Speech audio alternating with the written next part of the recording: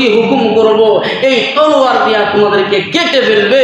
নবীর সাহাবী বলেন, আদেশটা জারি হয়েছে মাত্র সমস্ত বীরধর প্রাণীরা সাপ তার মুখের মধ্যে বাচ্চা নিয়ে জঙ্গল থেকে পলায়ন করতে আরম্ভ করেছে। বড় বড় হিংস্র প্রাণীরা তাদের বাচ্চা ডিমগুলো মুখের মধ্যে নিয়ে জঙ্গল ছাড়তে আরম্ভ করে দিয়েছে। তারা আল্লাহর মেহমানদের জন্য জঙ্গলকে আশ্রয়খানা বানিয়ে দিয়েছে। তারা আল্লাহর সেই গুণে গুণান্বিত ছিলেন, যার কারণে জঙ্গলের হিংস্র প্রাণীরা তাদেরকে মানতে বাধ্য করেছে। তো আমার ভাইয়েরা, এই জন্য খেলাফত কায়েম করতে গেলে খোলাফায়ে রাশিদিন যারা নবীর তরিকার উপরে থাকিয়া তারা নবীর তরিকা আল্লাহর যে গুণে গুণান্বিত হয়েছে, তাদের আমলে ছিল সোনালী যুগ। মানুষের উপরে ছিল না কোনো অত্যাচার, ছিল না কোনো হায়াওয়ান জানোয়ারের উপরে কোনো অত্যাচার, ছিল না মানুষের ভিতরে হানাহানি, মারামারি, কাটাকাটি, হিংসা, বিবাদ। ক্ষমতার মসনদে যিনি ছিলেন উমর, তারও রাষ্ট্রীয় মাল একখান চাদর।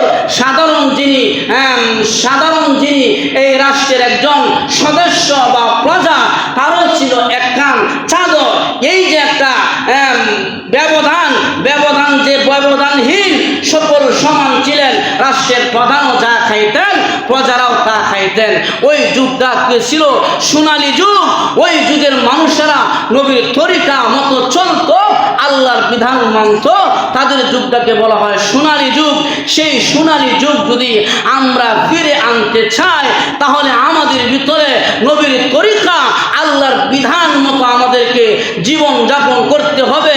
আর যারা আল্লাহ এবং নবীর তরিকার উপরে চলে, যারা আল্লাহ এবং নবীর হক আদায় করে, তাদেরকে যদি ক্ষমতার মসনদে বসানো হয়, তাহলে আমার মনে হয় এই জমিনের মধ্যে মানুষের উপর জুলুম তো দূরের কথা, হায়াওয়ানের উপর জুলুম করতে পারবে না।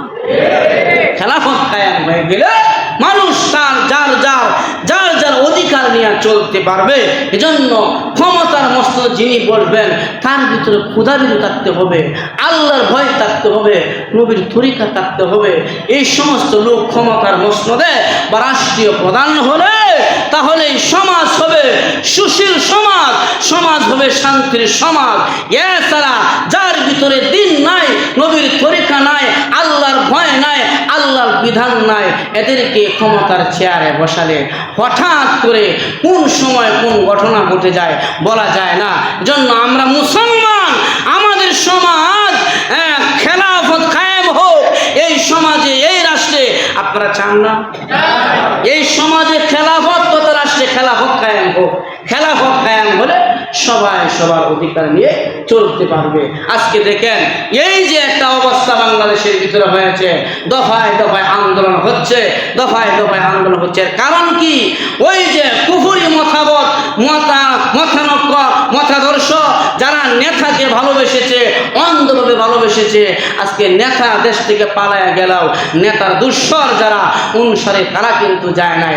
তারা কিন্তু অনেক সময় অনেক জায়গায় বিভিন্ন রূপ ধরিয়া বাংলাদেশের এই শান্তিময় পরিবেশকে কলঙ্কিত করতে চায়।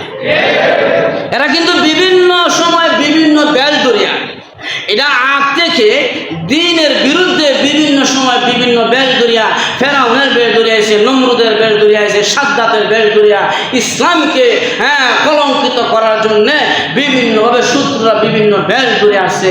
যদিও আজকে সমাজ দেখা যায়, সমাজের মধ্যে নেতা নাই, নেত্রী নাই, কিন্তু নেত্রীর যে অনুসারী যারা আছে, এরা কিন্তু আমাদের সমাজে বসবাস করতেছে।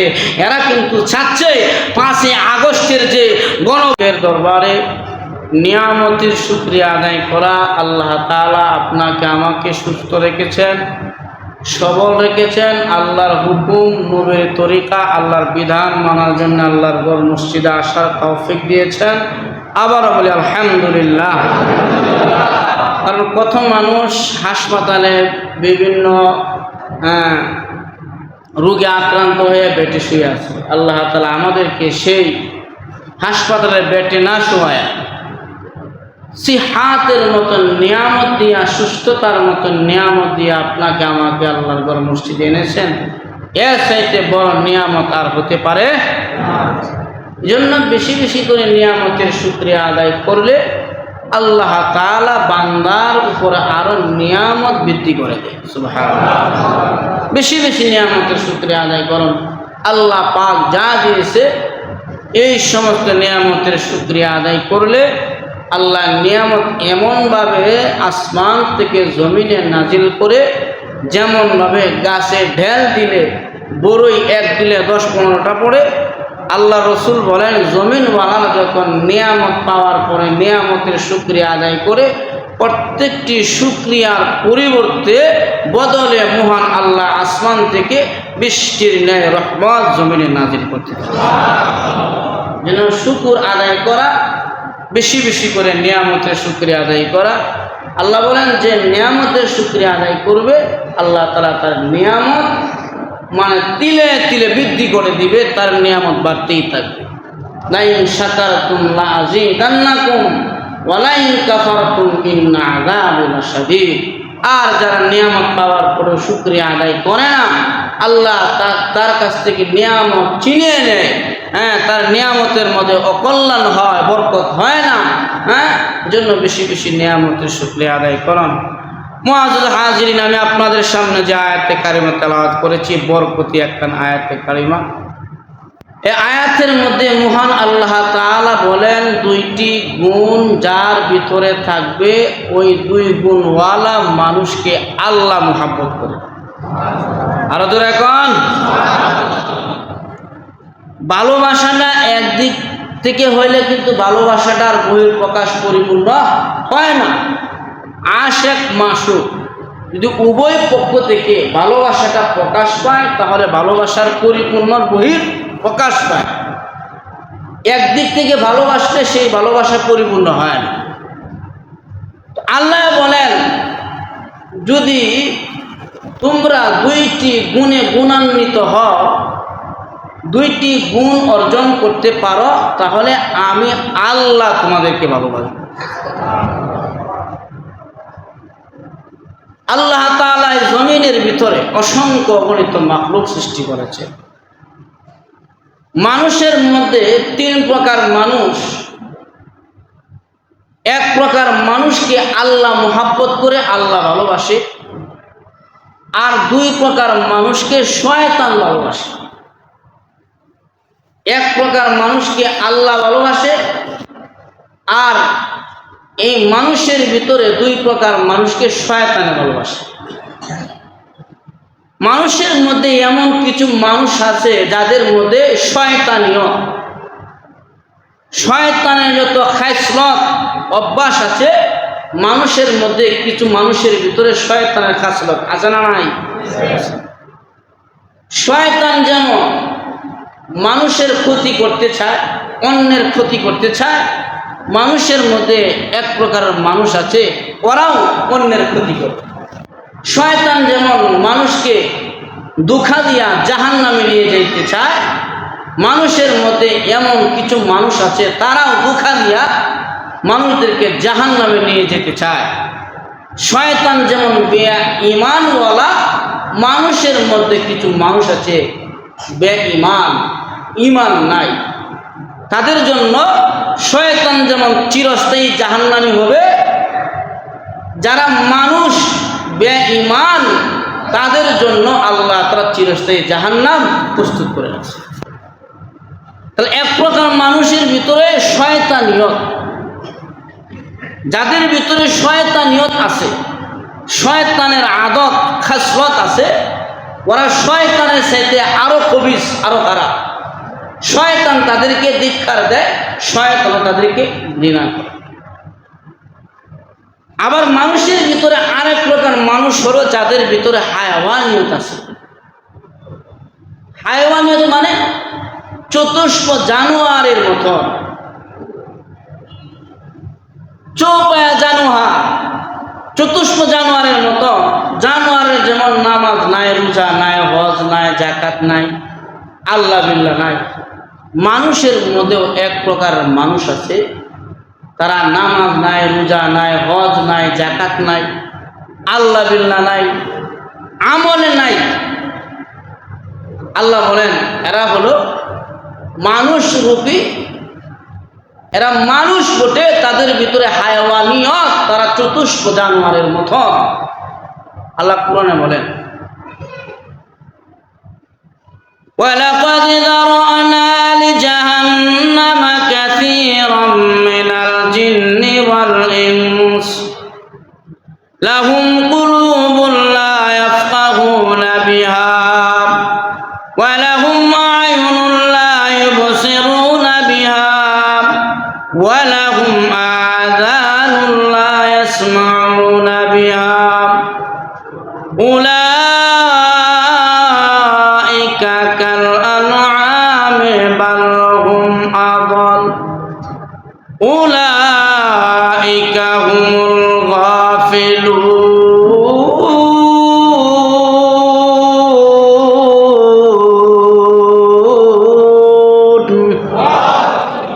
আল্লাহ বলেন যারা মানুষ কিন্তু তাদের ভিতরে হায়াওয়ানিয়ত, চতুষ্প জানোয়ারের মতন যারা চলে, আল্লাহ কয় উলাইকা কাল আনআম, এরা চতুষ্প জানোয়ার হায়াওয়ানের মতন। বলে বাল হুম আযাল, না না, এরা ওয়ার সেইটা উলাইকা হুমুল গাফিলুন, এরা গাফেল।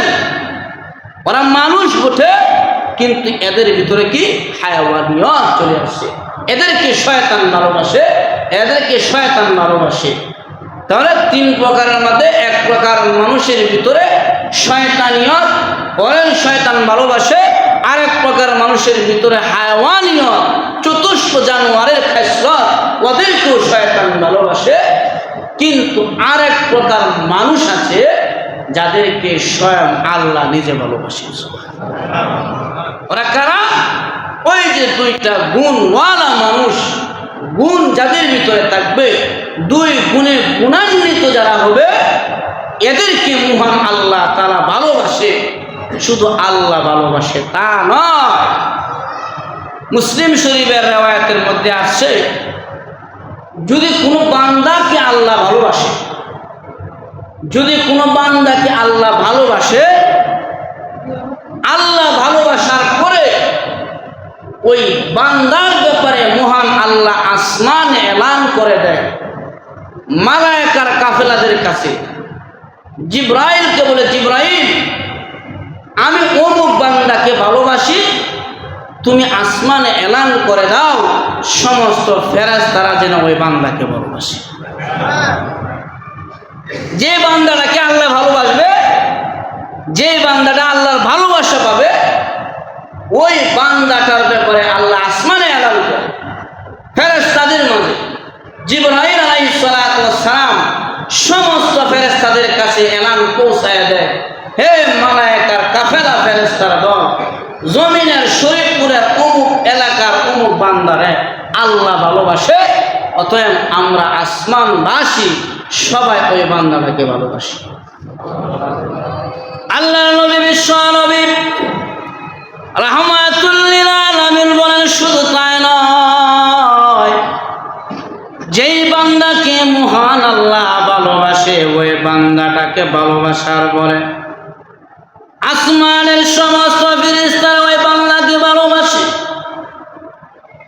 শুধু ফেরেশতারা ভালোবাসে তা নয়, সহিহ মুসলিমের রিওয়ায়াতের মধ্যে আছে, জিবরাইল আলাইহিস সালাতু ওয়াস সালাম ওই বান্দার ভালোবাসাটা জমিনে নিয়ে অবতরণ হয়।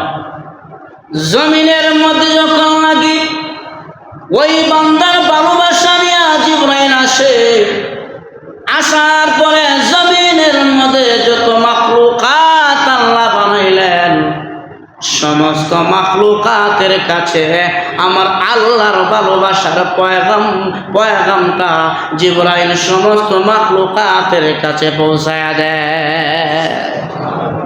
জিবরাইল আলাইহিস সালাতু ওয়াস সালাম জমিনের সমস্ত মাখলুকদেরকে জানায় দেয়।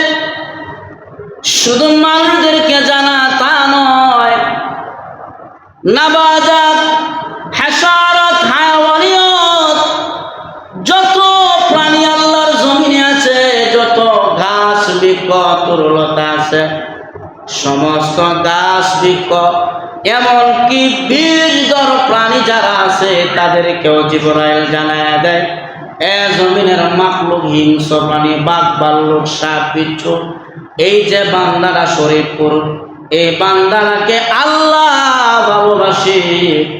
আর আমরা আসমানের ফেরেশতারা ওই বান্দাকে ভালোবাসি। অতএব আল্লাহর পক্ষ থেকে ভালোবাসার পয়গাম তোমাদের কাছে পৌঁছায় দিলাম, তোমরাও কিন্তু ওই জমিনের বান্দাটাকে ভালোবাসবা। আল্লাহ যাকে ভালোবাসে সমস্ত মাখলুকাত তাকে ভালোবাসে। মান কানা লিল্লাহ কানা আল্লাহু লাহু, যে আল্লাহর হয়ে যায় আল্লাহ তার হয়ে যায়। মাল্লাহুল মাওলা ফালাহু। আল্লাহ রাব্বুল আলামিন কিন্তু বান্দার সুরত দেখিয়া বান্দার ভালোবাসা। ইন্নাল্লাহা লা ইয়ানজুরু ইলা সুওয়ারিকুম ওয়ালাকিন ইয়ানজুরু ইলা কুলুবিকুম ওয়া আমালিকুম। আমার নবী বলেন, আমার আল্লাহ বান্দার সুরত দেখিয়া বান্দার ভালোবাসে না। বান্দার সুরত বড় সুন্দর, সুরত দেখিয়া আল্লাহর ভালোবাসা পাওয়া যায় না। আল্লাহর ভালোবাসা ওই মানুষ পায় ওয়ালাকিন ইয়ানজুরু ইলা কুলুবিকুম ওয়া আমালিকুম, যার সুন্দর একটা কলব আছে, হৃদয় আছে, কলব আছে, যার বাতেনা এই কলবটা সুন্দর, জহারান ওয়া আমালিকুম, যার আমলটা বড় ভালো। এই সুন্দর কলব এবং যার আমল ভালো, এমন গুণগত মানুষদেরকে আমার আল্লাহ ভালোবাসে। আমার আল্লাহ ভালোবাসিয়া তাদেরকে মহান আল্লাহ জানায় দেয়, বান্দা লা খাউফুন আলাইহিম ওয়ালা হুম ইয়াহজানুন।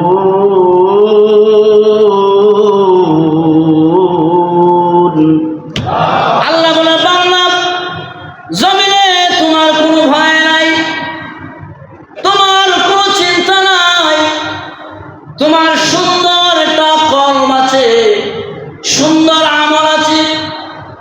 তাহলে বোঝা গেল কোটি টাকার মালিক হলেও আল্লাহর ভালোবাসা পাওয়া সম্ভব নয়। টাকাওয়ালা হলে আল্লাহর ভালোবাসা পাওয়া যায় না। যদি আপনি ক্ষমতার অধিকারী হন, রাষ্ট্রের প্রধানের খাতাও যদি আপনার নাম থাকে, আর যদি গুণ আপনার ভিতরে না থাকে, আপনি রাষ্ট্রের প্রধান হতে পারেন, আল্লাহর ভালোবাসার মানুষ আপনি হতে পারবেন না। গুণ থাকতে হবে, গুণওয়ালা মানুষ কে আল্লাহ ভালোবাসে। জমিনের মধ্যে দেখবেন যেই সমস্ত প্রাণী গুণে গুণান্বিত তাদেরকে কিন্তু মানুষ ভালোবাসে। আপনি দেখবেন জঙ্গলের মধ্যে বহু সাপ আছে, সব সাপকে কিন্তু মানুষ ভালোবাসে না। সাপ পাইলে কিন্তু সাপরে সবাই মারবার জন্য যায়, কিন্তু সাপুরিয়ার হাতে যে একটা সাপ আছে, ওই যে পালিত সাপটা, এই সাপটার কিন্তু দাম আছে সাপুরিয়ার কাছে। কারণ সাপুরে এই সাপটাকে লালন পালন করে, তার ভিতরে গুণ আছে, সে খেলা দেখায় দেখায় দেখায় দেখায় ইনকাম করে। তাহলে বোঝা গেল জঙ্গলের সাপের দাম নাই, পালা সাপের বড় দাম। জঙ্গলের মধ্যে বহু হাতি আছে বড় বড়, ওই হাতিগুলোর দাম নাই, কিন্তু পালা হাতির বড় দাম। যে হাতিটা মালিক পালে, ওই হাতিটা তার কাছে বড় দামি। এমনই ভাবে যত মানুষের যে সমস্ত প্রাণীর ভিতরে গুণ থাকবে, ওই প্রাণীগুলো তাদের কাছে দামি। আল্লাহ বলেন, বান্দা গুণ নাই টাকার মালিক হতে বড় দাম নাই, গুণ নাই ক্ষমতার চেয়ারের মালিক হতে বড় দাম নাই, কিন্তু যার গলায় আমি আল্লাহর গোলামিয়তের রশি ঝুলানো আছে, ওই বান্দাটা আমি মালিকের কাছে দাবি, আর যে বান্দাটার গলায় গোলামের রশি থাকবে ওই বান্দাটাকে আমি আল্লাহ ভালোবাসি, ওই বান্দাটাকে আসমানওয়ালারা ভালোবাসে, জমিনের সমস্ত মাখলুকাত ওই বান্দাটাকে ভালোবাসতে থাকে। গুণ থাকতে হবে, গুণ ছাড়া দাম নাই। গুণওয়ালা মানুষের বরবাদ জন্য চেহারা সুরতের গুণ হলে হবে না। টাকার মালিক হলে দামি হওয়া যাবে না, ক্ষমতার মালিক হলেও দামি হওয়া যাবে না। আপনার ভিতরে গুণে গুণান্বিত হবে, গুণ থাকতে হবে, গুণ অর্জন করতে হবে। যে গুণগুলো অর্জন করে আল্লাহ ভালোবাসে ওই গুণগুলো অর্জন করতে হবে। আল্লাহ রাব্বুল আলামিন বলেন, ইন্নাল্লাযীনা আমানু ওয়া আমিলুস সালিহাত সায়াজআলু লাহুমুর রাহমানু উদ্দা। যেই দুইটা গুণ বান্দা থেকে প্রকাশ পাইবে, এই দুইটা গুণ বান্দার থেকে প্রকাশ পাওয়ার পরে সায়াজআলু লাহুমুর রাহমানু উদ্দা, মহান আল্লাহ ওই দুইটা গুণ দেখিয়া আল্লাহর ভালোবাসা ওই বান্দার ব্যাপারে প্রকাশ পেয়ে যায়। এক নম্বরে হলো ইন্নাল্লাযীনা আমানু ওয়া আমিলুস সালিহাত, যার ভিতরে জহারান বাতানান মানে কি, তার ভিতরে ঈমানের যে একটা মহাবড় দৌলত, এই ঈমানের মতন মহাবড় দৌলত থাকলে ওই বান্দাটাকে আমার আল্লাহ ভালোবাসে। দুই নম্বরে ওয়া আমিলুস সালিহাত, যেই বান্দারা আমলে সালেহ ইখলাসের সাথে আবেদের খাতায় যার নাম থাকবে ওই বান্দাটাকে মহান আল্লাহ তাআলা স্বয়ং নিজে ভালোবাসে। এক নম্বরে কি ঈমান, দুই নম্বরে আমলে সালেহ নেক আমল। অর্থাৎ এক নম্বরে ঈমানের পাকাপুক্ত আপনার এরাদা থাকতে হবে, পাকাপুক্ত ঈমানদার হতে হবে। দুই নম্বরে আমলে সালেহ তথা ইখলাসের সাথে আবদিয়াতের খাতায়, মুখলেসের খাতায় আপনার নাম থাকলে এই দুইটা গুণ যদি কোন মানুষের ভিতরে প্রকাশ পেয়ে যায়, জহারান আর বাতানান, আল্লাহ বলেন সায়াজআলু লাহুমুর রাহমানু উদ্দা, ওই বান্দাটাকে আমার রহমান নিজে ভালোবাসতে শুরু করে দেয়। আর ওই বান্দাটাকে আল্লাহ ভালোবাসার পরে আসমানের ফেরেশতারা ভালোবাসে। শুধু ফেরেশতারা নয়, আল্লাহর রাসূল বলেন জমিনের যত মাখলুক আছে সমস্ত মাখলুক তাকে ভালোবাসতে থাকে, মাখলুক তার কথা শুনতে থাকে, মাখলুক তার কথায় উঠা বসা করতে থাকে। কারণ এটার নোটিশ মহান আল্লাহর পক্ষ থেকে জিবরাইল জানায় দেয়, হে জমিনের হিংস্র প্রাণী, তোমরা কিন্তু লোকটাকে ভালোবাসবা, ওরে কিন্তু আল্লাহ ভালোবাসে। আল্লাহর পক্ষ থেকে জিবরাইল জানায় দেয়, হে নদী, হে সমুদ্র, হে পানি, তোমরা কিন্তু লোকটাকে ভালোবাসবা, এই লোকটাকে আল্লাহ ভালোবাসে, আমরা ফেরেশতারাও ভালোবাসি। তখন ওই সমুদ্র, নদী, হিংস্র জানোয়ার প্রাণীগুলো, হায়ওয়ানিয়ত, আশারিয়ত, সমস্ত প্রাণীরা, বীরদর প্রাণীরা ওই ব্যক্তিকে ভালোবাসতে শুরু করে। যেমন আল্লাহকে, আল্লাহ রাব্বুল আলামিনকে এই দুই গুণে গুণান্বিত করেছিলেন। আল্লাহর নবীর সাহাবী সোনালী যুগ যাদেরকে বলা হয় খোলাফায়ে রাশিদিনদের খেলাফতের 2 নম্বর খলিফা, যার নাম স্বর্ণ করে লেখা আছে খাত্তাব ইবনে ওমর, এই দুইটা গুণে গুণান্বিত হওয়ার পরে আল্লাহ তাকে ভালোবাসলেন, মালায়েকারা ভালোবাসলেন। জিবরাইল আল্লাহর পক্ষ থেকে নোটিশ জারি করে দিয়েছে জমিনের সমস্ত মাখলুকের উপরে, জমিনের মাখলুকাত, ওমর কিন্তু আমি আল্লাহ ভালোবাসা অর্জন করেছে দুটা গুণে গুণান্বিত। আমি আল্লাহর পক্ষ থেকে জিবরাইলের মাধ্যমে পয়গাম, তোমরা কিন্তু ওমরের ভালোবাসবা। সমস্ত মাখলুক তেমনি ভালোবাসে। আল্লাহর নবীর সাহাবী ওমরের যুগে মিশরের নীল নদীতে পানি দেয় না, সুন্দরী মহিলা জবাই করিয়া পানি আনতে হয়। এই যে একটা কুফরির কথা আগ থেকে জারি আছে, সুন্দরী মহিলা নীল নদীর মধ্যে বলি দিলে নীল নদী পানি দেয়। নবীর সাহাবী উমর যখন নাকি খেলাফতির চেয়ারে বসলেন, বসার পরে মিশরের গভর্নর বানাইলেন আমর ইবনে আস রাদিয়াল্লাহু আনহু। আমর ইবনে আস মিশরের গভর্নর হইলেন। হওয়ার পরে দেখে মিশরের নীল নদীতে সুন্দরী মহিলা জবাই করিয়া তারা পানি আনে। আমর ইবনে আস বললেন, এটা তো কুফরি, এই কথা তো মুসলমানের নয়। আর নদীকে বানানো হয়েছে মুসলমানের জন্য, আল্লাহর শ্রেষ্ঠ মাখলুকের জন্য। যদি বলি দিয়া পানি আনতে হয় তাহলে তো নদী আর শ্রেষ্ঠ মাখলুক মানুষের সেবা করলো না। তখন মিশরের মানুষ বললেন, আপনার কথাই হবে না, কারণ আমাদের শস্য শ্যামলাম, এই যে ফসলাদি কৃষি পানি না আসলে সব নষ্ট হয়ে যায়। আমরা প্রতি বছরে প্রতিনিয়ত সুন্দরীরে বলে দিয়া দিয়া পানি আনি। আমর ইবনে আস বলে, এটা করা যাবে না। মিশরের লোক বলেন, করা যাবে না বললে তো হবে না, বিকল্প রাস্তা থাকলে পানির ব্যবস্থা করেন।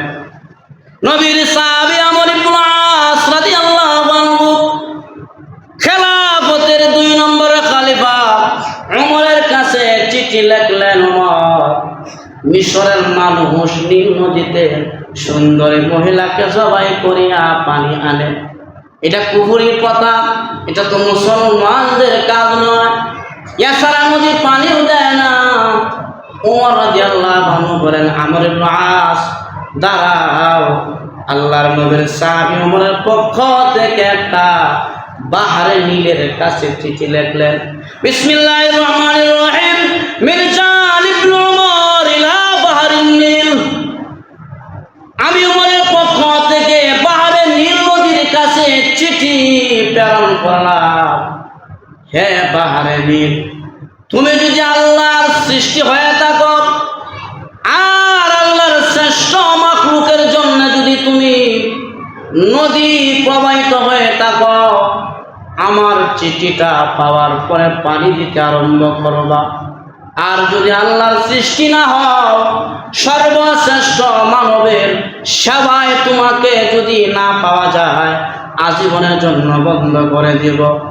এই চিঠিটা আমর ইবনে আস রাদিয়াল্লাহু আনহুর কাছে হস্তান্তর করার পরে নবীর সাহাবী আমর ইবনে আস ওই যে নীল নদীর একবারে মাঝখানে যাইয়া ওমরের লেখা চিঠিটা যখন ছেড়ে দিয়েছেন, 27 ফিট উঁচু হয়ে পানি এমন জোরে আসতে শুরু করেছে, চিঠিটা পাওয়ার সাথে সাথে নীল নদীর মধ্যে পানির জোয়ার বসে গেছে। কারণ কি? উমর আল্লাহর গুণে গুণান্বিত, আল্লাহ উমরের ভালোবাসে। আর উমরের কথাই নীল নদীর পানি দিতে বাধ্য, কারণ আল্লাহ তো বলছেন, আমি যাকে ভালোবাসি ফেরেশতারা ভালোবাসেন। আর ফেরেশতারা এই পয়গাম সমস্ত মাখলুকের উপরে জানায়া দেয়, নীল নদী তো একটা মাখলুক, আমি আল্লাহর সৃষ্টি, অতএব উমর আমি আল্লাহর গুণে গুণান্বিত। আমি আল্লাহ যে গুণগুলো ভালোবাসি, এই গুণে উমর গুণান্বিত, যার কারণে নীল নদী পানি দিতে বাধ্য হয়ে গেছি। তাহলে বোঝা গেল গুণওয়ালা মানুষের দাম বেশি না কম না বেশি? অনেক বেশি। যাদের ভিতরে গুণ আছে, এই গুণগত মানুষকে আল্লাহ ভালোবাসে, আর ফেরেশতারা ভালোবাসে, সমস্ত মাখলুক ভালোবাসে। এমন কি শুধু বাহরে নীল নয়, নবীর সাহাবীরা যখন নাকি যুদ্ধের ময়দানে গিয়েছিল, জঙ্গলের মধ্যে গিয়ে বলছে, ইয়া আইয়ুহাল হাইওয়ানাত, হে জঙ্গলের বিষধর প্রাণীরা, আমরা নবীর মেহমান সাহাবী, দিন কায়েমের জন্য আমরা আসছি, আজকে রাতের বেলায় অবস্থান করব জঙ্গলের ভিতরে, অতএব আমরা আল্লাহর মেহমান নবীর সাহাবী, তাড়াতাড়ি করে রাতের জন্য জঙ্গল খালি করে দাও। যদি খালি না করো, আমি উত্থানের মাধ্যমে এই দেশ জালিম স্বৈরাচারের হাত থেকে মুক্তি পাইল, ভারতের আগ্রাসনের আধিপত্য থেকে এই দেশ মুক্তি পাইল। এটা কিন্তু তাদের ভালো লাগতেছে না, তারা চাচ্ছে এই দেশের মধ্যে একটা অশৃঙ্খল বিশৃঙ্খল সৃষ্টি করে এই দেশের 5 আগস্টের স্বাধীনতাকে কলঙ্ক করার জন্য। আমরা স্পষ্ট বার্তা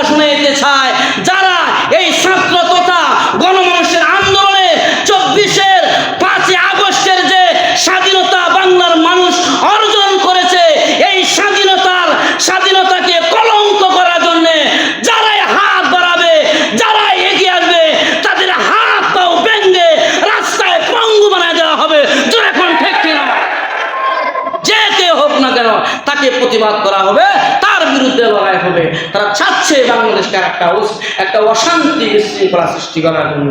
আপনারা কিন্তু সজাগ থাকবেন। বিভিন্নভাবে বিভিন্ন মানুষ বিভিন্নভাবে কিন্তু আসতেছে এই দেশের শান্তিময় স্বাধীনতাকে নষ্ট করার জন্যে। জন্য আমার ভাইয়ারা, রাষ্ট্র যখন নাকি ইসলামের মতে চলবে তখন রাষ্ট্রের সমস্ত মানুষ যার যার অধিকার নিয়ে চলবে। আজকে আমাদের গার্মেন্টস শ্রমিকগুলো দেখেন বিভিন্ন আন্দোলন করতেছে। গার্মেন্টসের মধ্যে মালিকরা বলে যে আমরা ছেলে নিচ্ছি, আবার ছেলেমেয়েরা বলে তাদেরকে ছেলে নিয়ে দেওয়া হচ্ছে না, যার কারণে বিভিন্ন আন্দোলন হচ্ছে না একটা আন্দোলন, উভয় দিনের যুক্তিক আন্দোলন। গার্মেন্টস মালিকরা তারাও ছেলেদেরকে নেওয়া দরকার, হ্যাঁ, আবার যারা আন্দোলন করতেছে তারাও তাদের অধিকারের জন্য আন্দোলন করতেছে। কিন্তু আন্দোলন করতে যায় যেন বাহিরের কোনো ইন্ধন, বাহিরের কোনো ইশারায় যেন আমার বাংলাদেশের অর্থনীতিকে দুর্বল না করা হয়, সেই দিকে খেয়াল রাখতে হবে, সেই দিকে সোচ্চার থাকতে হবে। কারণ কিছু কিছু আন্দোলন দেখা যায় এদের যৌক্তিক আন্দোলন, কিন্তু ভিতরে ভিতরে থাকে অন্য কিছু, যেমন মনে করেন এক মহিলা নিজের সন্তানদের রাস্তায় ছেড়ে দিয়েছে, আর সতীনের ছেলেকে কুলে নিয়ে ঘুরে। আর একজন মহিলা কয়, কি গো তোমার ছেলেরা রাস্তায় ছেড়ে দিলা, কাদামাটির মধ্যে ঘুরতেছে, আর সতীনের ছেলেরা নিয়ে তুমি কুলে করে ঘুরো। এমন জাতের ভালোবাসা দয়া তো আর দেখছি না, ঘটনা কি সতীনের ছেলের জন্য তোমার এত মায়া কেন? তখন মহিলা বলে, শোনো, আমার ছেলেকে রাস্তায় ছেড়ে দিয়েছি, হাঁটাচুরা করে একটু শরীরটা যেন একটু মোটা তাজা হয়, ব্যায়াম করলে শরীরে হাঁটি উঠে একটু শক্ত হইব, এর লাগে ছেড়ে দিছি। আর সতীনের পুলারা কুলে রাখি না হাঁটতে পারে, আর পুঙ্গু বানায় কুলে রাখিয়া এটাই জায়গা যদিও দেখা যায় ছেলেরা কুলে রাখছে কত সুন্দর। কালিমাত হাক্কুন মুরিদা বিহার বাতিল, কথা সত্য মতলব খারাপ। আজকে আপনারা যারা আন্দোলন করছেন, আপনাদের ন্যায্য আন্দোলনের জন্য আপনারা রাষ্ট্রীয়ভাবে বা মালিকদের সাথে আপনারা একটা সমঝোতা করেন, কিন্তু এইটা না করে বিভিন্নভাবে বিভিন্ন দলের লোকদেরকে নিয়ে আমাদের দেশের গার্মেন্টস যে একটা সেক্টর আছে, অর্থনীতি যার অনেক বড় হাতিয়ার বাংলাদেশের মধ্যে, এই অর্থনীতিকে দুর্বল করার জন্যে ভারত থেকে বিভিন্ন ইন্ধন দেওয়া হয়। তাদের ইশারায় বাংলাদেশের মধ্যে বিভিন্ন সময় বিভিন্ন বাহিনী আন্দোলনের মধ্যে নেমে যায়, তাদের বিরুদ্ধে বাংলার মানুষ কঠিন হাতে হস্তক্ষেপ করবে। যদি এখন টেক কিনা এটা করতে দেওয়া হবে না। বিভিন্ন সময় দেখছেন না আনসারের দরিয়ে আসে, তারাও তাদের জাতীয়করণ চায়, কিন্তু দেখা গেল বিভিন্ন সময় তদন্ত নিয়ে দেখা যায় কিছু কিছু আওয়ামী লীগের ভোলাহাট, তারা কিন্তু তাদের নেত্রী চলে গেছে, হেগুলো কিন্তু হে দেশে গিয়াও কিন্তু রোজা রাখে না, নামাজ খায় না, হেলাও কিন্তু কিরিং কারিং করতেছে। 17 বছরের সংসার নষ্ট হয়ে গেছে আমার, তার তো ঘুম নাই, খাওয়া নাই, দাওয়া নাই, কিছুই নাই, সে তো পাগল হয়ে গেছে। ওখান থেকে বসে বসে বাংলাদেশকে কিভাবে অশান্তময় করা যায়, এজন্য বিভিন্ন সময় বিভিন্ন দিক দিয়ে আসে কাঠি নাড়ানাড়ি করে আমরা স্পষ্ট জানাই দিতে চাই, আপনি আর বাংলাদেশে আসতে পারবেন না, তবে আপনাকে আনা হবে বিচারের কাঠ গড়ায় দাঁড়িয়ে বিচার করার জন্যে। আর যারা ওই নেত্রীর দুঃসর যারা আছেন, যারা বিভিন্ন সময় ওলামায়ে কেরামকে 16 বছর কারাগারের মধ্যে ফাঁসি দিয়েছেন, হক্কানি ওলামায়ে কেরামদেরকে রমজান মাসের মধ্যেও কারাবরণ করতে হয়েছে এই জালিম স্বৈরাচারের কারণে। যাদের এই জালিমের দুঃসর অনুসারী যারা আছে, তারাও আপনারা সাবধান হয়ে যান। আপনারা তো 1 নম্বরের বুখা, যেই সংসারের মা থাকে না, ওই সংসারের ছেলে মেয়ে এত দূরে কথা বলে না, কারণ সে ইতিম। আপনারা তো ইতিম হয়ে গেছেন, আর কেমন মাকে আপনারা মানলেন? মা সন্তান ভালা বাহির দেশে চলে গেছেন, আপনারা আন্দোলন করেন, লজ্জা থাকার দরকার, লজ্জা রাখা দরকার। আমি নেতৃত্ব দিচ্ছি, আমার অনুসারীদেরকে আমি ফেলে আমি চলে গেলাম, আমি আমার পূজা নিয়ে, আমি আমার নিরাপত্তা নিয়ে চিন্তা করলাম না আমার অনুসারীদের কি হবে। এই অনুসারীগণ যখন নাকি মায়া কান্নায় তাদের জন্য কাঁদে, আমার লজ্জা হয়, ধিক্কার জানাই। জন্য সচেতন হয়ে যান, সাবধান হয়ে যান, যেন আমার বাংলাদেশের পরিবেশ নষ্ট না হয়, বাংলাদেশ যেন অশৃঙ্খলতা আর অশান্তময় না হয়। হইলে বাংলার মানুষ কিন্তু আবার গর্জে উঠবে, কঠিন হাতে হস্তক্ষেপ করবে। এজন্য আমার মায়ারাম, ইন্নাল্লাযীনা আমানু ওয়া আমিলুস সালিহাত সায়াজআলু লাহুমুর রাহমানু হুদা, এটা আমলে সলে। আপনি মাদ্রাসা বানাইলেন আমলে সলে, এতিমকে সাহায্য করলেন আমলে সলে, মসজিদ বানাইলেন মসজিদে দান করলেন, এটা আমলে সলে। একজন ভিখারির হাতে আপনি কিছু অর্থ উঠাইয়া দিলেন, এটাও আমলে সলে। আমলে সলেহের কাতায় নাম থাকলে আপনি আবেদ আর মুখলেস বান্দা, আর মুখলেস আবেদ বান্দা যদি হওয়া যায়, আমার আল্লাহ কয় সায়াজআলু লাহুমুর রহমানু উদ্দা, আমি আল্লাহ ওই বান্দাকে ভালোবাসি। এজন্য আল্লাহর ভালোবাসার মানুষ হতে হবে, আল্লাহর প্রতিবেশী হতে হবে। এক হাদিসের মধ্যে আমার রাসূল বলেছেন, ইন্নাল্লাহা লা ইউনাদি, আল্লাহ ডাক দিয়ে কয় আইনা জিরানি, আইনা জিরানি, আমার প্রতিবেশী কোথায়, আমার কাছের মানুষ কোথায়, আমার প্রতিবেশী কোথায়? সাহাবীরা কয় ওয়া মাইয়ামবাগি জালিরুকা, আল্লাহ তোমার প্রতিবেশী কারাম? ফাতাকুলু, আমার আল্লাহ কয় উম্মারুল মাসাজিদ, যারা মসজিদ বানায়, মসজিদে আসে, যারা নামাজে আসে, মসজিদে আসে, তারা হলো আমি আল্লাহর প্রতিবেশী, আমি আল্লাহর কাছের মানুষ, আমি আল্লাহর কাছের মানুষ। এদেরকে আমার আল্লাহ ডাক দিয়া হাসরের ময়দানে খুঁজবে, আইনা জারিনি, আইনা জিরানি, আমার প্রতিবেশীরা কোথায়? তাহলে আল্লাহর প্রতিবেশী হওয়ার দরকার আছে না নাই? আরো জোরে কোন দরকার আছে না নাই? আল্লাহর প্রতিবেশী, আল্লাহর কাছে থাকতে পারলে আমাদের কোনো ভয় থাকবে না, চিন্তা থাকবে না। তাহলে আল্লাহর প্রতিবেশী হতে গেলে আমার নবী কয় উম্মারুল মাসাজিদ, যারা মসজিদ বানায়, মসজিদ নির্মাণ করে, মসজিদের কাজে আসে, মসজিদে আসে, তারা হলো আল্লাহর প্রতিবেশী। শুধু তাই নয়, আমার রাসূল বলেন, ও দুনিয়ার মানুষ শোনো, এই মসজিদ বুয়ুতুল্লাহ, আল মসজিদু বুয়ুতুল্লাহ, মসজিদ হলো আল্লাহর ঘর। দুনিয়াতে কোন মানুষ যদি আল্লাহর ঘর মান বানা লিল্লাহ মসজিদান বানাল্লাহু লাহু বাইতান ফিল জান্নাহ, মসজিদ বানায় তার জন্য আল্লাহ জান্নাতে ঘর বানাবে। শুধু তাই নয় মুসলমান, আমি আপনার